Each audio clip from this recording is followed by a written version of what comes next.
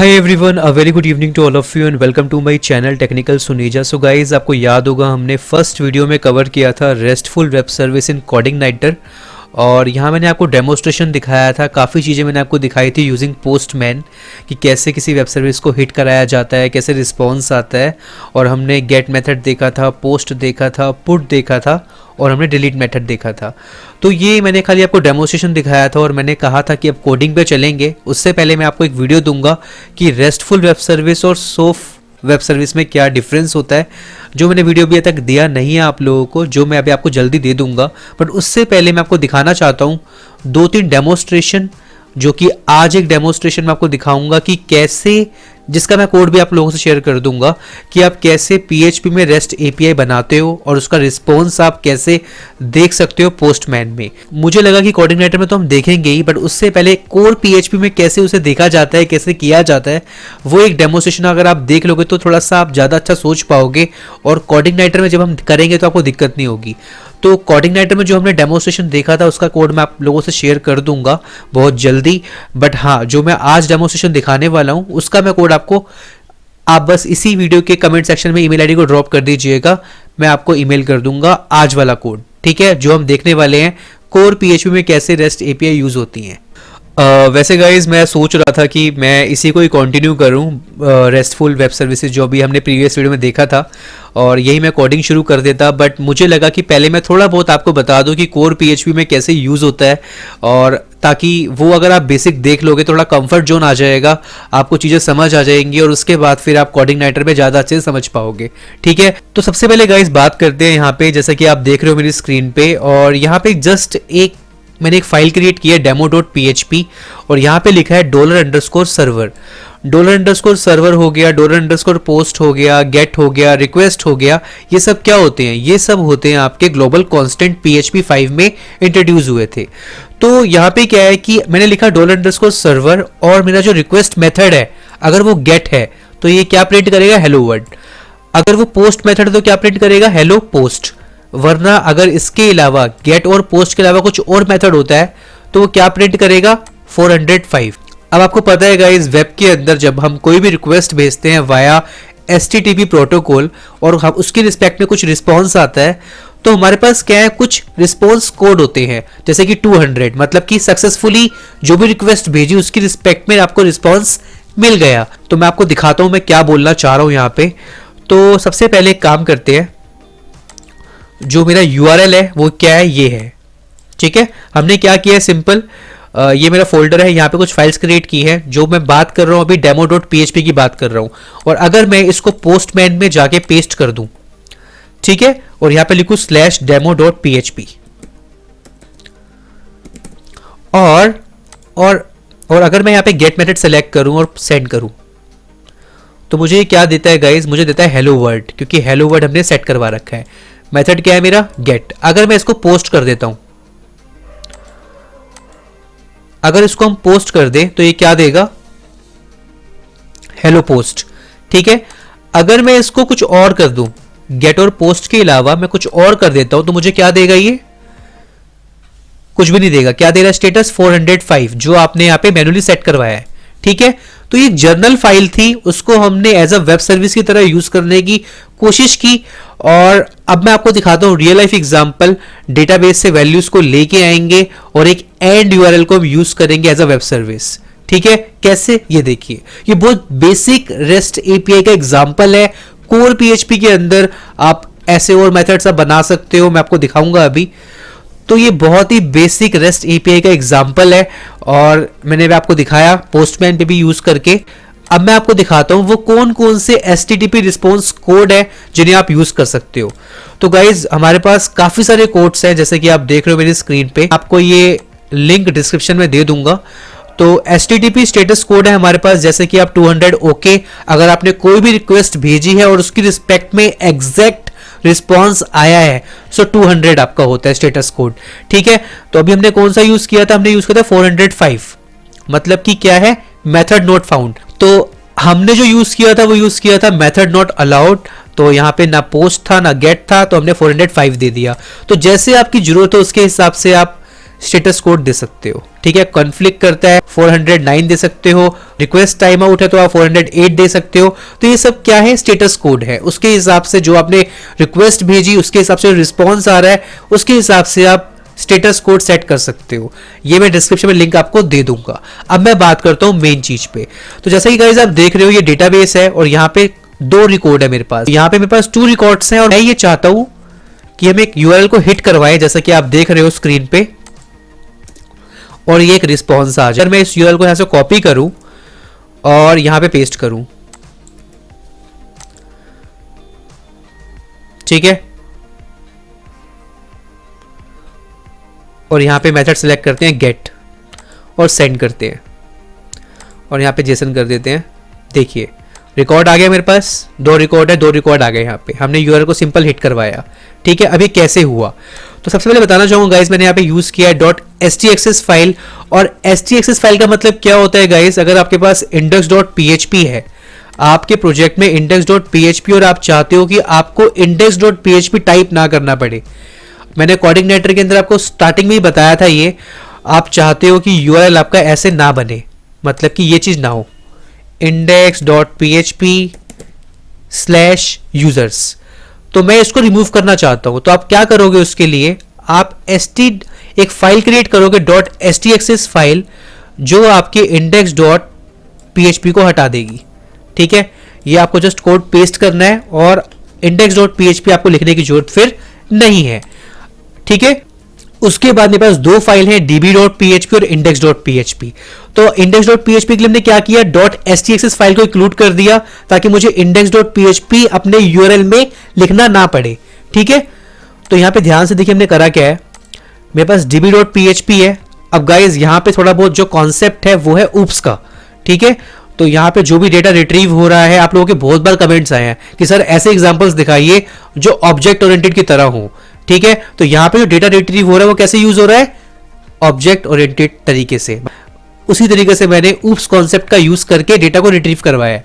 ठीक है, अगर आपको नहीं पता ऊप्स कॉन्सेप्ट क्या है पीएचपी के अंदर, तो आप मेरे चैनल पे जाइए, प्लेलिस्ट पे जाइए, और यहाँ पे गाइस आपको एक अच्छी खासी सीरीज मिलेगी ऊप्स कॉन्सेप्ट पीएचपी में सीखने के लिए, जो कि मैं आपको दिखाया तो एक बार। गाइस ये देखिए ऊप्स ट्यूटोरियल फॉर बिगिनर, यहाँ पे 19 वीडियोस हैं, आप सीख सकते हो पीएचपी में। और अगर आपने ये वीडियोस मेरी देखी हुई है तो आपको ये कोड इजीली समझ आएगा। ठीक है, तो सबसे पहले गाइस हमने क्या किया, हमने क्लास क्रिएट की है db और उसमें एक वेरिएबल क्रिएट किया है प्राइवेट pdo, और यहाँ पे हमने एक कंस्ट्रक्टर क्रिएट किया है। तो जैसे ही db क्लास का ऑब्जेक्ट बनेगा ये चीज अपने आप कॉल हो जाएगी। ठीक है, क्योंकि ये कंस्ट्रक्टर है और कंस्ट्रक्टर कब कॉल होता है, जैसे ही ऑब्जेक्ट क्रिएट होता है। ठीक है, तो यहाँ पे हमने 4 पैरामीटर्स लिए हैं, host, db name, user name और पासवर्ड। ठीक है, और यहाँ पे हमने सिंपल क्या किया, पीडीओ क्या होता है गाइस, पीएचपी डेटा ऑब्जेक्ट। क्या फायदा होता है पीडीओ को यूज करने का, पीडीओ को यूज करने का ये फायदा होता है कि अगर आप कल को अपना डेटाबेस स्विच करते हो, आप MySQL से स्विच कर रहे हो ओरेकल में या किसी अदर डेटाबेस में, तो आपको अपना कोड चेंज करने की जरूरत नहीं है। यही अगर आपने MySQL आई यूज किया है और अगर आपको कल को डेटाबेस चेंज करना पड़ जाए तो आपको सारे मेथड्स चेंज करने पड़ेंगे उस डेटाबेस के हिसाब से। पीडीओ में खास बात ये होती है कि अगर कल को आप डेटाबेस स्विच कर रहे हो तो आपको कोड में कुछ भी चेंज करने की जरूरत नहीं है, जो भी मेथड्स हैं उनको हटाने की जरूरत नहीं है। बस यहाँ पे MySQL को हटा देना और जिस डेटाबेस में आपको चेंज करना है उस डेटाबेस का नाम दे देना। ठीक है, जैसे ओरेकल है या कोई और है। ठीक है, ये खास बात होती है पीडीओ की। तो यहाँ पे हमने क्या किया है गाइस, पीडीओ का ऑब्जेक्ट क्रिएट किया है और ऑब्जेक्ट का नाम क्या है, पीडीओ। तो यहाँ पे हमने सिंपल क्या लिखा है, MySQL, होस्ट क्या है मेरा, जो आपका इस फंक्शन में डायनेमिकली आएगा। तो जब हम ऑब्जेक्ट क्रिएट करेंगे डीबी का, ठीक है, जब हम ऑब्जेक्ट क्रिएट करेंगे डीबी का, उस टाइम पे हम ये 4 वैल्यूज भेजेंगे। ठीक है, तो गाइस चलते हैं index.php में। तो हमने सबसे पहले क्या किया है, हमने require underscore once यूज किया है। आप चाहो तो यहां पे ये भी कर सकते हो, include db.php, आप ये भी कर सकते हो। ठीक है, और हमने क्या किया, requires underscore once, तो फाइल को इंक्लूड करवा लिया क्योंकि मेरी डेटाबेस कनेक्शन फाइल है और मुझे ये इंक्लूड करवानी पड़ेगी क्योंकि मुझे डेटाबेस से कम्युनिकेट करना है। उसके बाद हमने क्या किया गाइस, यहाँ पे db का ऑब्जेक्ट क्रिएट किया क्योंकि आपने db.php को इंक्लूड करवा लिया है।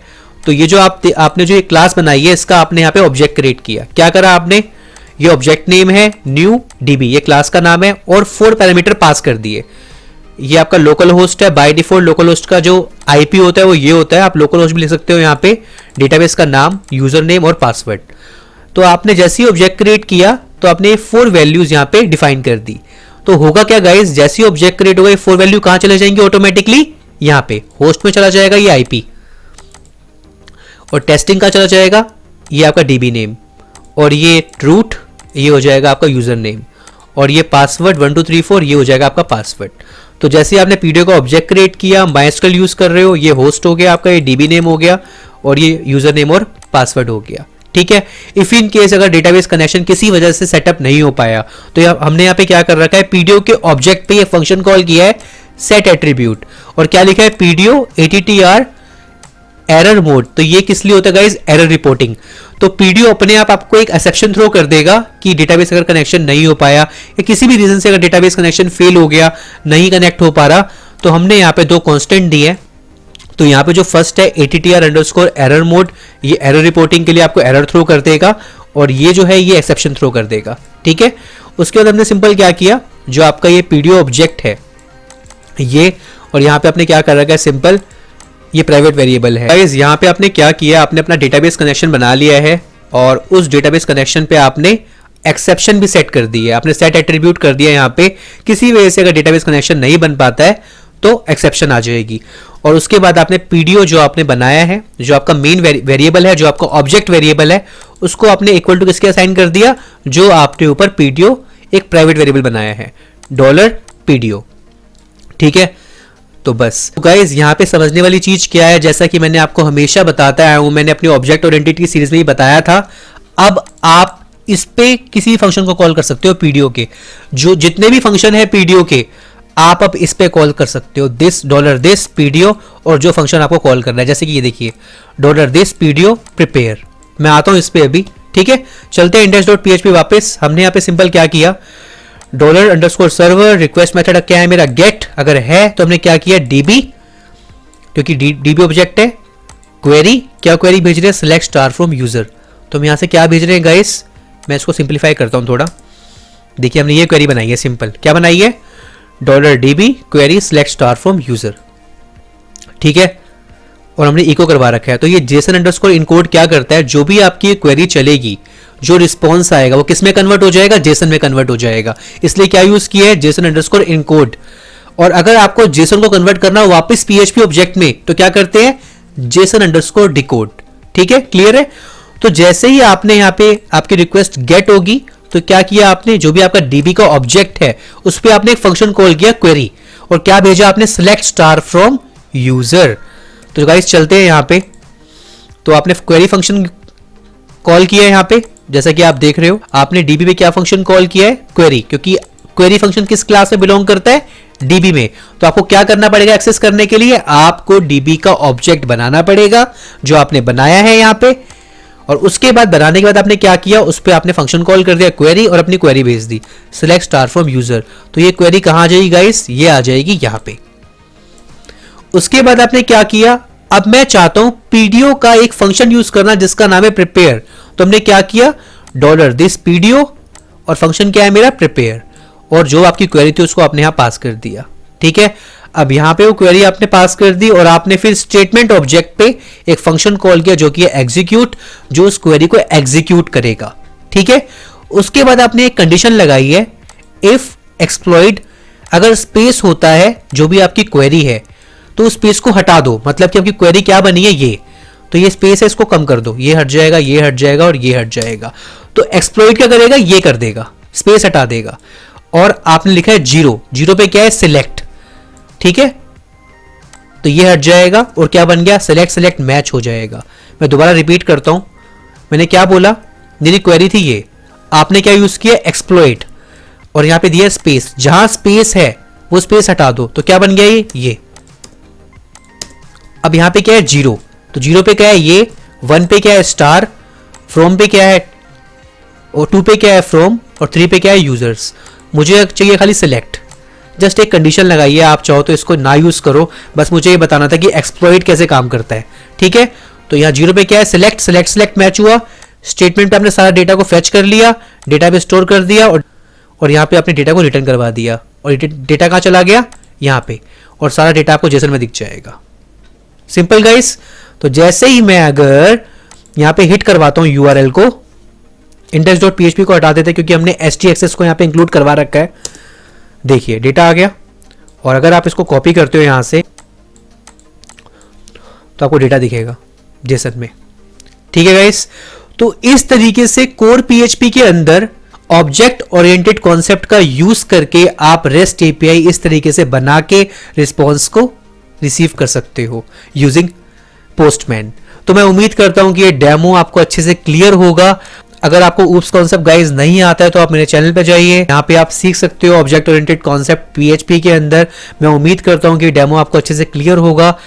कोई भी डाउट हो, कैसा भी डाउट हो, चाहे कितना भी सिली हो, प्लीज कमेंट सेक्शन में पूछिएगा, मैं आपको अच्छे से क्लियर कर दूंगा। अगर सोर्स कोड चाहिए हो तो कमेंट सेक्शन के अंदर अपनी ईमेल आईडी को ड्रॉप कर दीजिएगा, मैं आपको कोड शेयर कर दूंगा। ठीक है गाइस। नेक्स्ट वीडियो में थोड़ी और बात करूंगा कोर पीएचपी में कैसे रेस्ट एपीआई को यूज किया जाता है। जब थोड़ा बहुत कंफर्ट जोन आ जाएगा उसके बाद लेके चलूंगा जो हमारी फर्स्ट वीडियो है, इसके बाद की कहानी क्या है, कोऑर्डिनेटर के अंदर कैसे क्या सेटअप करना है, एवरीथिंग बात करेंगे। क्योंकि मेरा मानना ये है अगर हम कोई चीज कर रहे हैं तो उसको अच्छे से करें, और अगर हम कोर पीएचपी में अच्छे से कर लेंगे तो यहाँ आपको बहुत इजी लगेगा। ठीक है guys, thank you so much for watching this video. मिलते हैं नेक्स्ट वीडियो में। Take care, bye and good night.